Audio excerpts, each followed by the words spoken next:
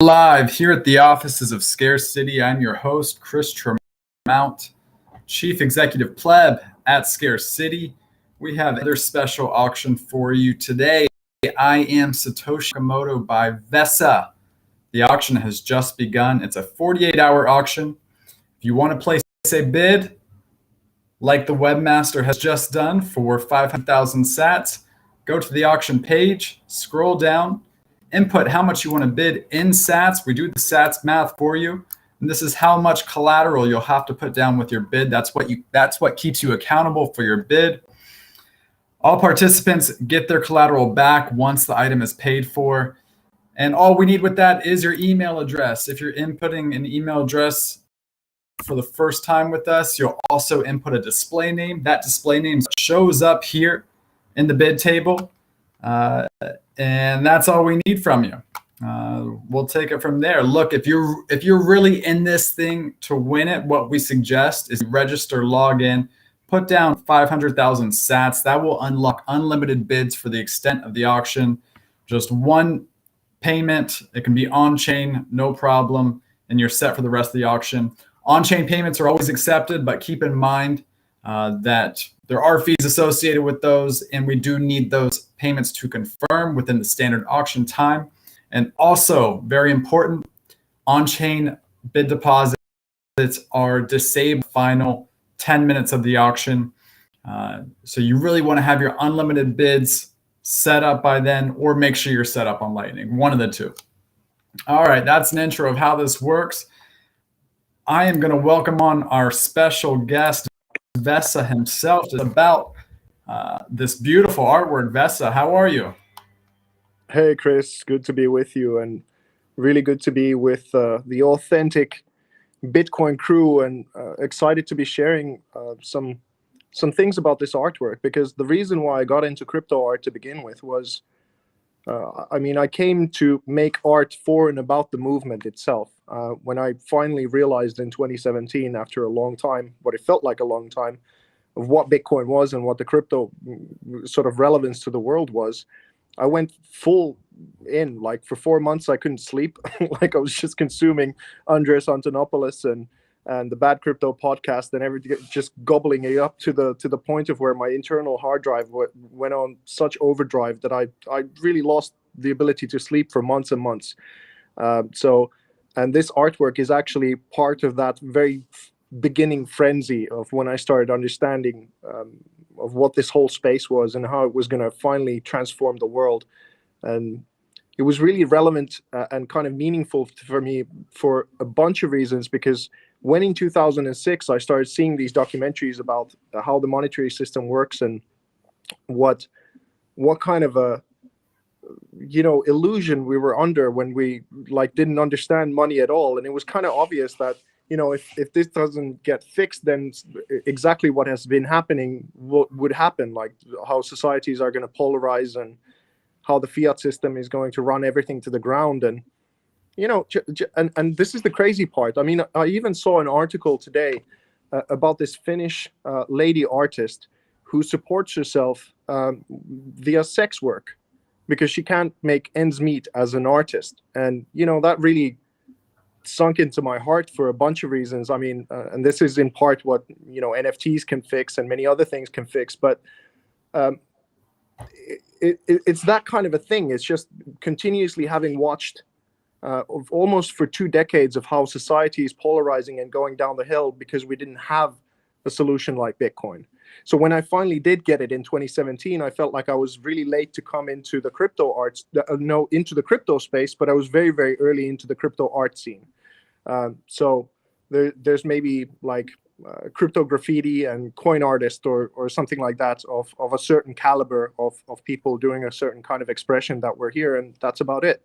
So in that way, I came in to support the movement and even in some part create it. So that's a little bit about my story to begin with. And I think this I Am Satoshi Nakamoto piece, it's like, I think it's the third artwork that I made. And it's made in a way that I painted and I photographed the paintings and nature photography and all that kind of stuff. And I put it together with Photoshop. My originals have been digital ever since 2008 when I started doing this stuff my way. and then it gets printed onto this large canvas, and I paint on top of it and limit it only to 3. And when they're commercially bought from me, then the price is pegged to Bitcoin. So they're usually 1 Bitcoin each.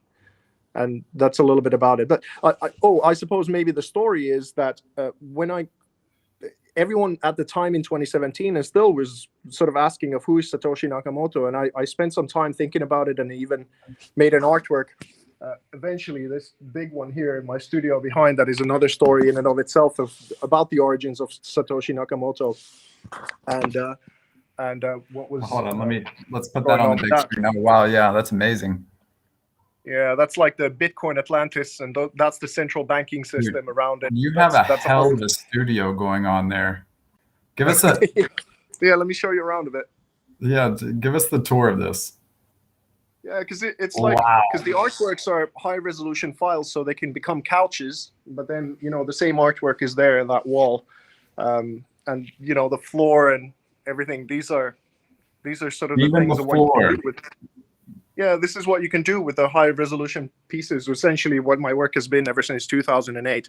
But what's sort of half annoying about it, and I think the first comment to the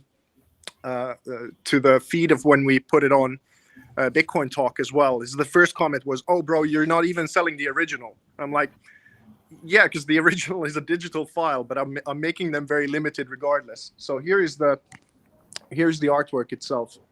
Okay, hold on, let me throw this up. Okay, wow. So essentially, you can see through the face of Satoshi Nakamoto because, well, first of all, we don't know who he or them or she or they are. For the most part, maybe there's some people in the world who know. But when I started thinking about the question of everyone asking who is Satoshi Nakamoto, I started asking it in a different way. It's like, how are we Satoshi? How are all of us utilizing the technology now, Satoshi Nakamoto? How are we in the spirit of the invention itself rather than trying to figure out who the guy was or who the people were who made it? And I thought that was a nice reframe of the story. And I think a healthier way to think about Bitcoin rather than trying to figure out who Satoshi is to discover your inner Satoshi. So that's kind of the point of it. And you have photography from all across the world, these faces and silhouettes and sort of all of these light dots as well. They kind of represent the sort of global population now that has exploded, who can now utilize the technology and make themselves, sovereign in a monetary way and more independent and free, and maybe get a little bit of that sort of freedom back that we've lost along the way in the fiat system. Yeah. Wow. Okay. You've covered so much there already. I want to unpack this a little bit, starting with your origin story. So if I understood correctly, you initially got into the space in 2000 and when did you say? 17. 2017. Okay. Yeah. All right. And what was your background as an artist before then, or at that point? Well, very long story, super short. I turned my parents' pots and pans into a drum kit when I was 5.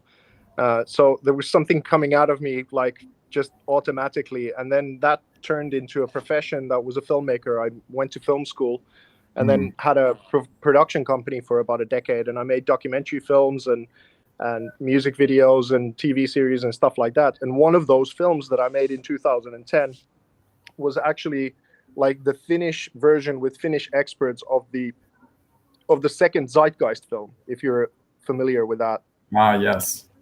So essentially just presenting the problem of the monetary system, of how it works, and then the work of Jacques Fresco.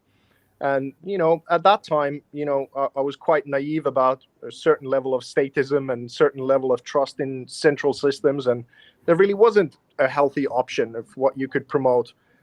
So the Zeitgeist movement and those kinds of things, and especially after coming into crypto, you start getting a different kind of education about economics and money and whatever. And finally, that's why it was so life transforming to kind of hop on board this whole thing, because for about a decade, I was trying to be an artist selling works, an entrepreneur with a film production company, and then a money activist, kind of being down and negative on money. So Yeah. it was kind of like having your like other foot on the gas and the other foot on the brake at the same time. Right. So for multiple reasons, when I hopped on board the Bitcoin train, then it was like the brake foot got off and the pedal went to the floor. And it was so many different opportunities, so many amazing people. I mean, like, for example, but a little bit of the background is that because I innovated this kind of system of how to make art in 2008, which was that I started body painting on people and Mm. photographing the process and telling this story this way. And I body painted this one Bollywood actress in 2012. And in 2013, when we released this project, because it was kind of controversial because she was Pakistani and Muslim and super, super famous. And we made these artworks that kind of commented upon the common origin of all spirituality all across the world. It was like a bridge building project thing. We reached about 300 million people and we impacted 2 cultures substantially. But even that was kind of wiped underneath the carpet by the establishment to a degree because it wasn't sort of following the narrative of things.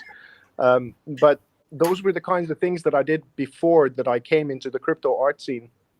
And because at the time in 2017, there was not much crypto art around, it was people like Mo Levin from the North American Bitcoin Conference. He gave me the first slot to come and exhibit in Miami for free. That was amazing. And then I started getting opportunities like doing stuff with the World CryptoCon in Las Vegas in 2018.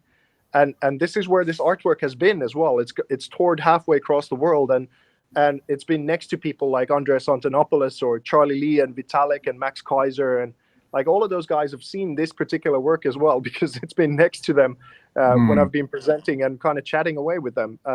And I was able to connect with the sort of highest caliber of crypto from the beginning because I'd done something that was fairly substantial in terms of culture, and people said that, okay, this is pretty cool art. So I was given a bunch of opportunities because I was in so early. Yeah, that's so interesting to hear. So you were very much an activist artist before you discovered Bitcoin, and it sounds like you were itching for something. You sensed there were problems. You created art around these problems, but you didn't. You had not identified the solution, and then in 2017, you had the orange pill moment when you realized that, oh, Bitcoin can actually address a lot of these issues. And that's when you went full on into the Bitcoin art and the crypto art. Do I have that about right? Exactly right. Yeah, that's how it went. And the opportunity started coming my way is like News BTC first wrote an article very quickly after I came into the space and had done a few of the first works. They made this sort of thing, and hey, this is VESA and this is his artworks and it's cool. And right after that, actually, this was, I am Satoshi Nakamoto is the cover image of the first article that was written about my work like over 4 years ago. Then.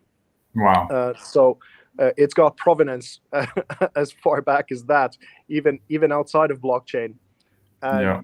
it was, and then they gave me the opportunity to start writing for News BTC because there was no one who was really writing about the culture side of things. So they said, "Hey, do you want a job? We're not going to pay you, but if you want to write some stuff, we're happy to give you a platform to write on." And Yeah. that was incredible.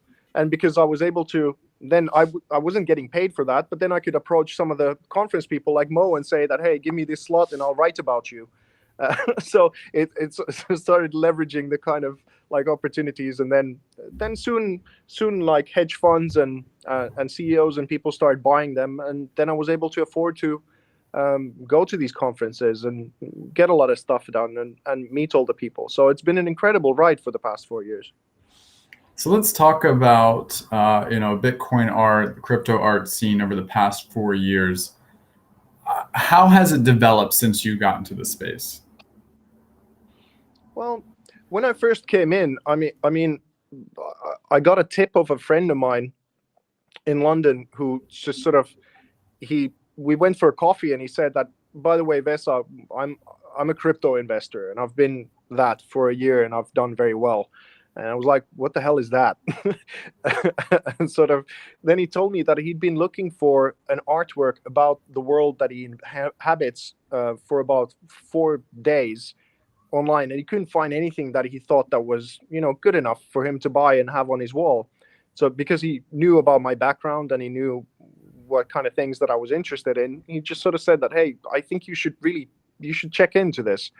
And that's how it all started. That's how it started rolling. And I mean, there were many very genuine people at the beginning part of things who definitely like wanted to do crypto art. They wanted to support the movement, and they wanted the topics to be there. And they were, in that sense, the OGs. But it's not necessarily that the expressions themselves were super like sophisticated, or there were some people like Crypto Graffiti or whatever who's amazing and that kind of thing. But for the most part, it was like kind of like kids toying about with stuff. So that's also how it felt like a real opportunity to do things.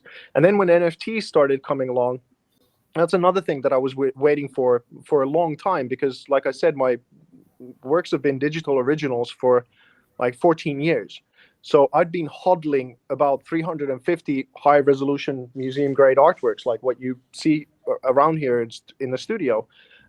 So then I watched that go from one thing or another, and I'm not necessarily agreeing how it all went and why it went the way, but it's almost like many people often put crypto art and NFTs in the same bracket, and they couldn't idealistically be more separate from another.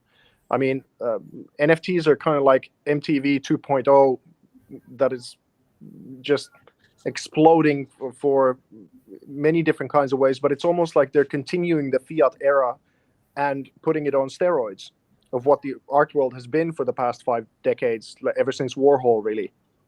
And I came to kind of discover value. I came into crypto art to begin with to kind of explore what scarcity and value and money and like I was listening to, like last night, I listened to a 3-hour interview with Robert Breedlove, and the kind of things that he's saying is what's been missing from money has been missing from art for a long time.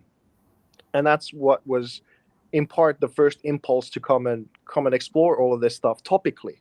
But the problem was that there wasn't many people to begin with who were able to sort of assess of what was inside of the frame or the artist's career or their significance or things like that. It was more like people just saw something that they liked and they had some fuck you money, and then they threw some of it into something, and then they had something on their wall because it was cool. But it's not necessarily something that if you're making like serious profession, sacrifice art and honed your skills over 2 decades or something like that, it sort of, many times the baby got thrown out with the bathwater. There was not much of an evaluation happening of what was in front of people. But it's developed so much. I mean, even in NFTs, the first 2 years was like, for most part, it was really garbage. But now that you look at some of the stuff that is on Super Rare or whatever, these are incredible new artists who finally have their say. They finally have their platform that digital art can start to evolve and grow, and the metaverse is going to change the world undoubtedly in ways that we can't even fathom yet. Yeah, very interesting stuff. So the term crypto has kind of been bastardized, especially among Bitcoiners, right? Because it's just come to represent all of the shit coins and all of the craziness that I think you alluded to. That's like it's kind of like the digitization of the fiat world in many ways. But I know the term crypto art has deeper roots than that. Can you define crypto art in your own words?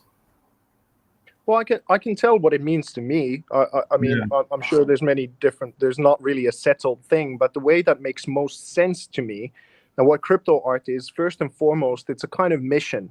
It's like to come and help this space evolve, and then topically support what is going on or critique it from a constructive or unconstructive, whatever your expression is. I'm not trying to tell people what to express. I'm just saying that, for me personally, it comes from a place of like heart mission that is something that the world needs. And then it's topically trying to find different ways of how to kind of express that. And then thirdly is to use the technology itself and how to leverage it in order to reach many people. But that's where my sort of outlook on it comes from, at least. Okay, interesting. I like that. All right, cool. Well, let's jump a bit more into the piece. You gave us a good background of the story, what inspired you to create it. And you gave us a little bit about the process, but dive deeper into that process. I'm so curious. You have such a unique style here. How did you create this thing? Yeah, I painted a bunch of different pictures, and then I started putting them together layer by layer in Photoshop, and then finally, when I felt like it was ready, I mean, that was part of the problem, is that the legacy art world before crypto art, they didn't much care for my works because they didn't know how to monetize it. Because in the legacy art world, they were always after the oil original. And what people don't really realize is that paint is technology. It's just a very old technology. But why art is significant to begin with is, like, for example, if you think of someone like Salvador Dali, his paintings aren't important because he used oil paint as a technology. They're important because he expressed to the Western world that there was a dream world that hadn't been depicted, that was on the inside of everyone, but hadn't been expressed that way, that it actually captured the whole of society's attention, that, hold on a minute, there's something here. So I approached this piece in a similar kind of vein, is that it was important to make paintings and tell the story of Satoshi Nakamoto and Bitcoin in art, because it hadn't been made in a very sophisticated way. So that's what I feel is valuable about this art piece, is that since it's made around halfway through 2017, there weren't many artworks like it at that time. So it's kind of historic that way. I'm super privileged to have been kind of woken up to what was going on at that particular point in time and go full in on it in order to express it. So I used a bunch of photography as well. I took like all of these different demonstrations that were going on around the world, where people were demonstrating, like the Occupy Wall Street movement, and all of the zeitgeist gatherings and things like that. So there are people from those gatherings in photography that are laced into this artwork itself, so that the true spirit of those who like took it upon themselves to even go and live in tents, close to Wall Street to protest of what was going on, was in the artwork itself. But what it means to me is, like, ultimately what's so cool about it all is that finally that protest, or that voice that hasn't been heard, it gets symbolized in this person, Satoshi Nakamoto. But that's really all of us. That's all of us who feel what this is and have had those problems that we don't know. We didn't for a long time have a positive solution. All we could do is be frustrated and critique something, Yeah. That really hits it on the head. I mean, gosh, I know I identify with that personally, and I see people, more kind of north, if you will, no coiners, pre-coiners, and it's so tangible now. Everybody knows everybody feels something in the air where things are just off. And fortunately, those of us who have come to understand Bitcoin, at least we have hope, right? Like at least we have some kind of guiding light here. But many people, even when you try to explain it to them, they don't understand that Bitcoin can be a solution, and they're just going through the struggle of seeing these problems with no solution. So I think it's something that everybody today can identify with, and it is, the fact that you identified it and painted metaphorically. You visualized it so clearly in 2017. I mean, 2017 feels like, I don't know, it feels like yesterday, but it was, this was 4 years ago. It was extremely prescient to create this at that time. Yeah, no, it's like and this is why it's kind of scary to auction it off and hope that it reaches people. And by the way, BitPaint, thank you so much for the bid. It's really cool to see, because I wasn't even sure whether it was going to get a $100 bid or something like that. So I was shitting my pants how this auction is going to go. So I really appreciated that people are kind of jumping in already. It makes me feel a hell of a lot better about it. But yeah, that's like, dude, because I was dumb enough also to put my own face and name into that documentary that we released. I paid the price.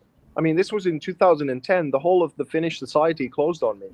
Like Mm, I couldn't, my artworks didn't get into museums after that, and a lot of my, like, I wasn't getting television gigs, and there's a bunch of things that dried up, and it was like this wall was put around me, and eventually I had to move to England in 2015. Even though, like, that art process, we reached 300 million people, that didn't get me into any museums. wow. It got critical acclaim, it got all of this kind of stuff, but I was shut out from something. It was uh, like there was this invisible wall that I couldn't really get. So I had to leave Finland in 2015 as a sort of, I had to escape the country if I wanted to, like, still be an artist. So I had about 2,600 euros, and we packed up this shitty little old car with my lady and my dog, and we drove across 7 countries to go and live in a shed, essentially, in England, where there was mold and stuff like that. And I was, what, like 36, 37, something like that. And Wow. it's those kinds of things, and it was in that shed where I had that moment where finally crypto art hit me. I was trying to, for the first 2 years in England, I was trying to make ends meet and sell paintings and or these artworks, and it just really, things were super super difficult, man. I had to really have some moments of like questioning my sanity, and then crypto art came and this super highway opened. So this is what it means to me. Like, I didn't, when I got to hang out with Charlie Lee or whoever, it didn't phase me much, because I'd been in the trenches with this stuff for far longer than many of the OGs, you know and I Yeah. paid the price to be there, so I kind of felt like I had the ticket right to be there as well. Yeah, absolutely. I mean, it's it's a revolution in many ways, and it's amazing that this revolution has created new options for artists to not only support the revolution, but to be fairly compensated for adding their contribution. So I love hearing the story. That I've heard it so many times now of artists finally catching a break, and it's by being authentic to something they actually believe in and something they actually believe can help society. Oh, for sure, but that's not exactly how the NFT scene went right after. I mean, I kind of understand, like, the part of the reason is, like, when Richard Nixon took out the gold standard from underneath the dollar in 71, that's when Andy Warhol started his literal factory, and he started doing this silk screen prints and kind of like celebrity stuff and sort of snarky comments on society and fancy things for the rich type of thing. Yeah, that's And so and interesting. I didn't essentially, realize that was the same time. there's a complete correlation of what happened to money to what happened to art. Huh. And then, for the past 5 decades, art has only been pretty much able to be left-wing propaganda or then fancy things for the rich. That's really the narrow bracket that it's been sort of existed in what has been, like, supported in the mainstream for the most part. So even the conservative types, so let's say the Bitcoin types more than the Ethereum types, they there's generations of that side of libertarian or conservative people who've been nothing but disappointed in art for the past 50 years. So Yeah. I understand why they're not really looking for any solutions from art to kind of get something for their worldview. There hasn't been any spiritual side, there hasn't been any foundational value, there hasn't been responsibility, there hasn't been many of these things that are half the temperament of the globe, hasn't been expressed in art for a very long time. So I kind Yeah. of understand why the Bitcoin folk haven't been that enthused about the crypto art movement, because it's counterintuitive for them to even look for it there. So when Ethereum came along, that's a very different kind of crowd. It's a like, politically and temperament wise, it's completely the opposite. It's like the other side of the world, pretty much how it felt like when it was developing. But that side was very enthused about continuing the academic line and the sort of fiat era of art to new heights. And that's sort of what happened with NFTs, that it really just started getting all the same stuff.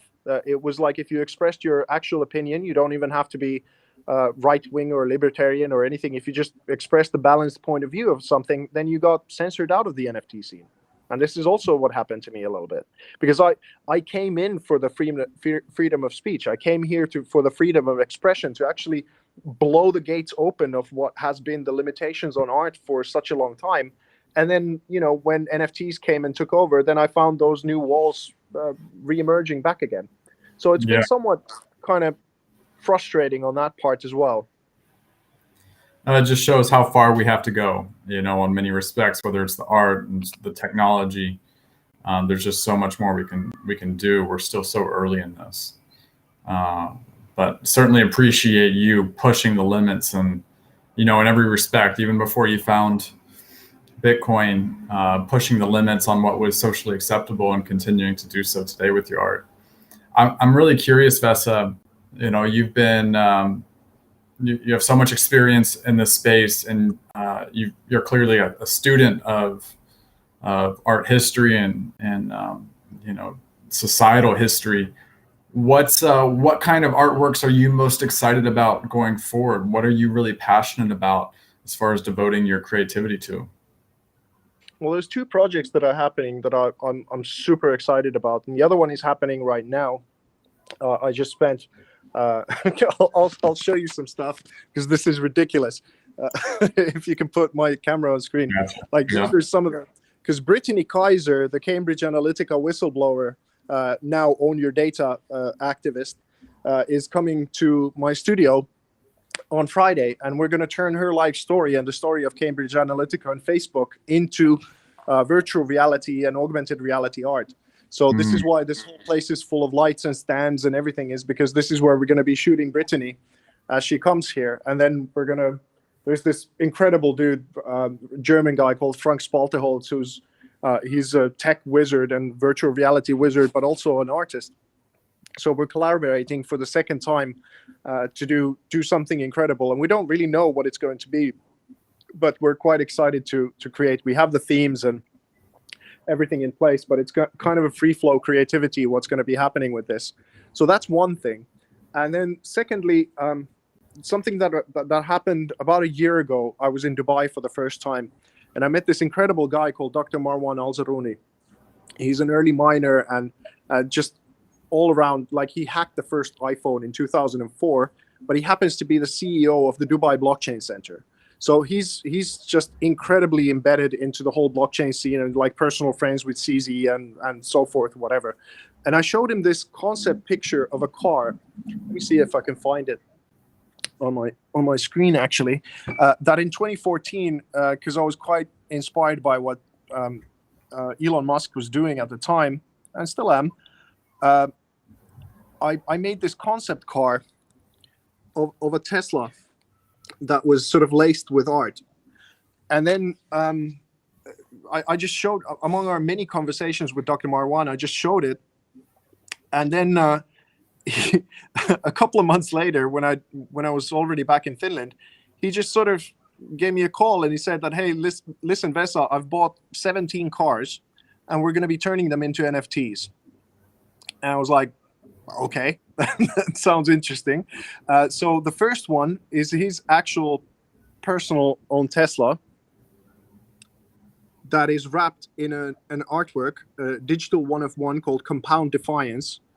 And then basically it has a digital double. So what you're now looking at is the virtual reality version of that Tesla. Mm-hmm. Soon the bigger screen is going to sort of show. Yeah, that's the one. So what this project is going to be is that when you buy the physical asset that is wrapped in the unique digital artwork and an NFT, then you also get the virtual reality asset. And when you bundle them together like this and you auction them off, the minimum bid is going to be $1 million in this sort of private auction network where we're going to put it to begin with. And what's also interesting about this whole thing is that it wasn't legal to do an art car like this in Dubai before Dr. Marwan started pulling some strings behind the scenes. And then, so this Tesla is the first one that is like legally able for someone to drive in Dubai like that. So these are the kinds of, like, that's an incredible thing. And the project now has 55 cars. And, it's something that is going to keep me busy for a while, I guess. But what the virtual reality asset, by the way, what it's going to be eventually is that it's like a world that we're going to create for it. And those who've bought the physical asset and the VR asset, they're going to be able to play it as a game. but you have to actually pay the ticket in the form of the physical art car in order to be able to gain access to it. So I kind of blatantly ripped it off the Bored Apes Yacht Club as an idea that, people like clubs, so let's make a super exclusive one for people who are sort of car lovers and art lovers and kind of game lovers at the same time. So I thought, hey, that sounds pretty cool. Interesting. So what's the significance of the artwork actually going on the cars in this project? Well, in this particular case, it's like, because it's an electric car, it's a sort of classic. It's a 2017 Model S. The artwork is called Compound Defiance, and it has an Ethereum logo on it. And here's where I probably lose a few Bitcoin maxis. I'm a Bitcoin centrist. That's how I kind of navigate the world, because I do actually believe in this sort of NFT innovation and the things of what it's going to do eventually for the world. Because counterintuitively, if you think that there's about 3.5 billion people in the world without a bank account, and of course, because of Bitcoin, they can have it, but with sort of the other crypto solutions as well, like Ethereum, you can have digital land ownership at a scalable speed eventually, that people can build new economies from these places. They can skip the industrial revolution and start to make their avatars and their games and all these different kinds of digital products that might eventually elevate the bottom half of the world to relative digital like wealth prosperity. And what we know of actually societies that are doing well is that they keep their surroundings in better check than the ones not doing so well.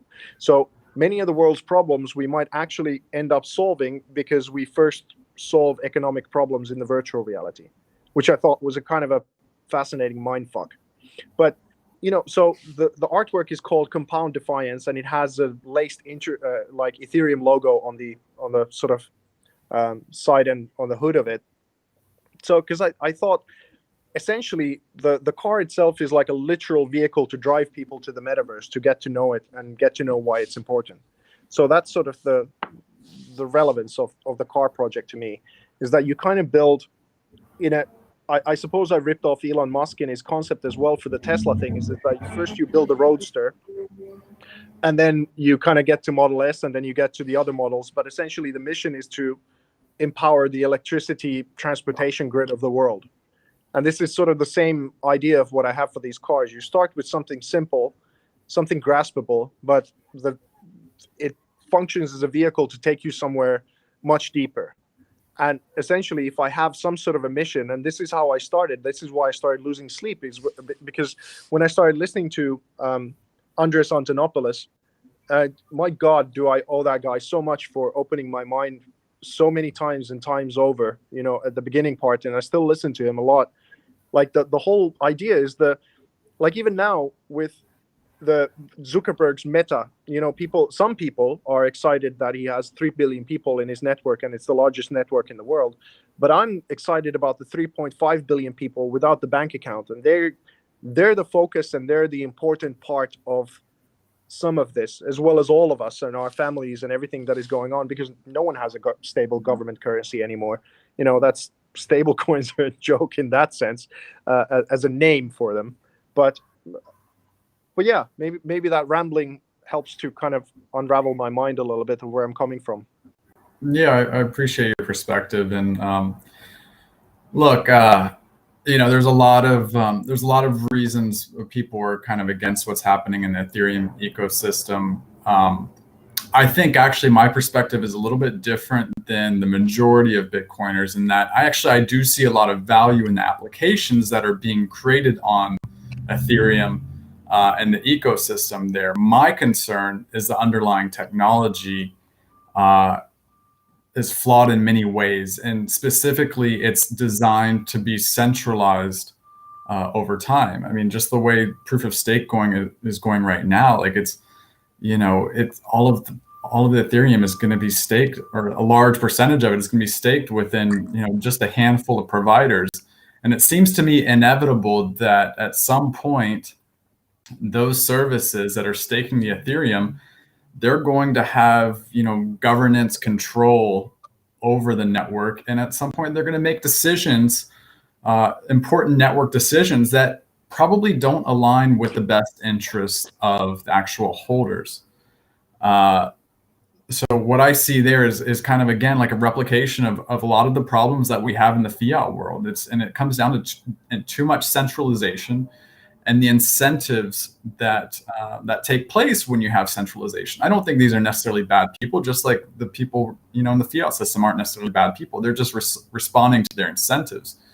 And that's why I'm committed to Bitcoin, is because from the ground up, Bitcoin is designed to be decentralized and neutralize those bad incentives that come with centralization.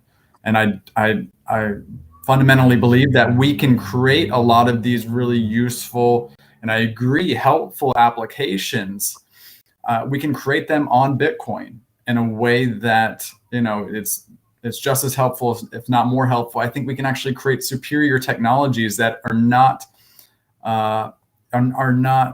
constrained by a lot of the bloat that comes with the Ethereum network, by doing things off chain, by using technologies like the Lightning Network and technologies like it, which give more programmability, all without sacrificing the integrity of the network, the security of the network.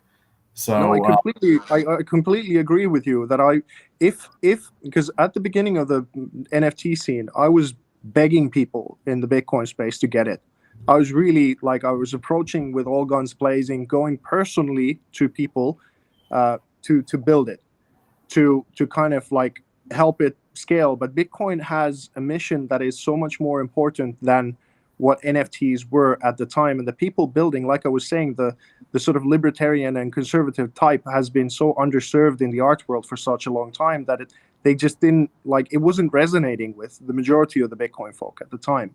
And my perspective, the other thing that comes into sort of then the play of Ethereum to a degree is that because the ETH folks got the culture, they understood the importance of monetizing the memes and the sort of creativity side, because it was sort of closer to home to them. And the speed side of it is what it really relates to is that digital art has been around ever since the dawn of computers. There's been creativity happening in the bit space ever since then for decades and decades and decades. So a part of the problem was that there's already 50, 60 years pent up creativity in the digital space that was waiting for NFTs to come along as a solution. And once it was provided to artists and the creative types, they just ran with it because they didn't necessarily have a background in understanding the mission of money. But it's another kind of value that was waiting for a solution for such a long time that now the temperament differences in between the sort of Bitcoin core people, and I mean Bitcoin core in the value of Bitcoin, and Ethereum, is that there's temperamentally so different, and the other one was able to sort of run with the ball of culture so much faster than the other one, that there's it's creating a different kind of value circulation. And I agree with you fully that is the problem of Ethereum.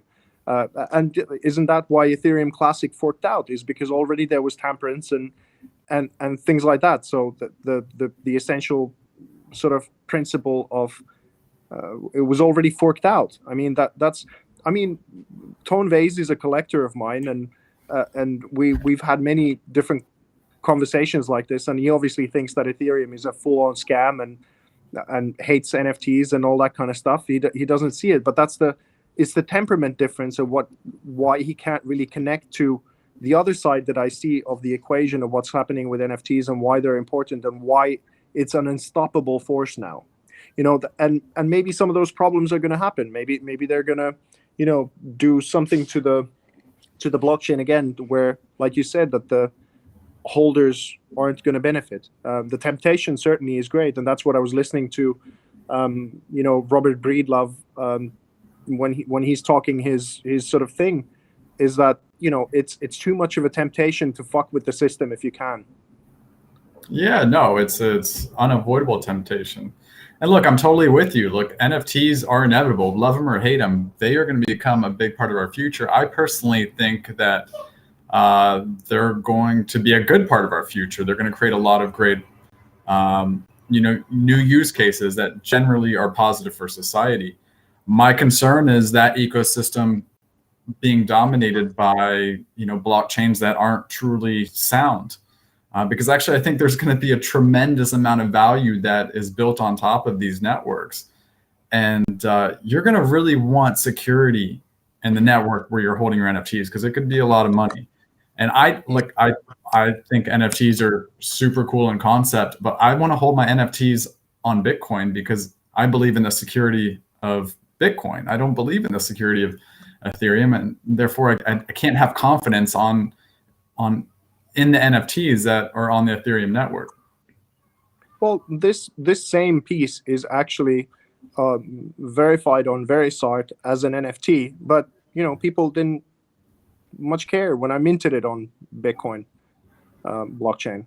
So that's part of the problem, is that many of the people, like I was able to get like fantastic collectors like Charlie Lee and Charles Hoskinson and whatever, of the highest caliber that we have of OGs in the space, but they weren't interested in the NFTs at all. And then for the most part, when it comes to, again, this is the sort of value fence that I find myself on, is that my originals are digital. Then I had to, for a long time, find physical expressions in order to sell them to make a living. But then, maybe the hard money people would see that my artworks, because it's a digital original, like the ones that I'm selling now, even though there are only 3 and they're painted individual and they're made into this expression that looks like an acrylic original, there's still 3 of them. I just made like 99 of the first pieces that I made. I made a hard cap on them. So it's 33 works that I made to begin with coming into the blockchain space, and the 3 versions of them. And I call it the crazy 99 because all of them are tied to Bitcoin in price. And then it's hard capped to only 99 of the sort of origin pieces that I came into the space with. That's all that they're going to ever be. That's it's slightly different. It's maybe a little bit counterintuitive, but that's how my evolution brought me to where I'm at with these artworks now. And I suppose this one that we're auctioning now off is maybe could be considered the sort of physical original, because it's the first out of the 3. Yeah, and for anyone who's listening who is not familiar, VeriSart actually does does some kind of timestamp on the Bitcoin blockchain to act as a certificate of authenticity that is, secured by the Bitcoin network. So it is a Bitcoin native certificate of authenticity solution. But look, I'm totally with you that we still have a lot of work to do in developing the NFT ecosystem on Bitcoin. I still hate the term NFT, and I'm forced to use it, unfortunately. But basically, the digital asset ecosystem on Bitcoin. But we're with you, man. This is what we're doing. This is our mission at Scarce City. So, and we're making progress. Look, there's a lot of progress being made. It started with the rare Pepes. That's where the whole thing really started. And now it's being built upon with newer works on the Counterparty network. And I think we'll still see newer technologies that are native to Bitcoin that are superior in many ways to what we've seen before on other chains. So it's still very early days, and I think we have a lot of opportunity ahead of us. Oh, absolutely. And really, that's the whole thing. If I have not only solutions on the Bitcoin blockchain that work for me minting my artworks there or verifying them, whatever. Well, verification is a non-brainer. I just use VeriSart for that, and it works perfectly well. But for the sort of NFT side of things, there really isn't something quite functional yet that makes sense, not only because of the technology, but the collector base. Because as an artist, and this is the whole thing, and I've been making these since 2008 and already holding them without any monetary gain for a long time. So now me uploading it to the Bitcoin blockchain and then no one caring about it being and just floating in dead air there, if there are no collectors, then it's really, really counterproductive for me. So what is really needed in order for the Bitcoin solutions to catch fire is that the artists themselves need to realize that there's collectors who are willing to put money into their creativity and their creations. And that's what's going to really, that's why Ethereum NFTs are on fire. It's not because of the brilliance of the technological solution. It's because that there's collectors who are funding these artists to be able to eat. Like it's as simple as that, really. So it's in one way, yes, it's the technology, and yes, it's the artists kind of supporting the real thing, but we need collectors. We need people to come in and support those who are supporting this space with their blood, sweat, and tears. That's what I've done. Yeah, no, you're absolutely right. It's a market requires buyers and sellers, and it requires the right technology. And I think piece by piece we're bringing it all together. So I'm personally very hopeful that we can offer better solutions to artists like you that are authentic to Bitcoin in the future. But anyway, VESA, I know it's late for you, and we've had a really good chat here. I really appreciate talking with you. It's super interesting. We can go on for hours. Where can people keep up with what you're doing and follow you? Well, artforcrypto.com is the site where you can see a bunch of my creativity, and on the front page I just updated it with all the art cards and things and a lot of information of what it is that I've done. Most of it is on artforcrypto.com, and I suppose on social media I'm most active on Twitter, and that's at @artbyvesa, VESA. That's where you can find me most easily, I suppose, there. Awesome. VESA, well, it's been a pleasure to speak with you. It's great to see the auction getting some early momentum. At current moment, BitPaint has the high bid at 5 million sats, and we still got a long way to go. Listen, thank you so much, BitPaint, and thank you so much, Chris. It's been a real pleasure, and I hope, what I have to represent in this space came across as well as it possibly can. I'm a little frazzled, I'm a little tired, and it's been a long few days behind me. So thank you so much for the opportunity to do this with you. It's really been nerve-wracking, but we're off to a good start. And anyone who's hung about on this line this long and listened to us ramble about this whole thing, thank you so much. It's really a privilege to be in this space. This means the world to me. It really does. Thank you so much, VESA. Thank you for everything you do. Thank you for continuing to push the limits. We appreciate your work. And thank you for joining us. Cheers, bro. Thank you so much. All right. Take care. All right. Bye. Bye.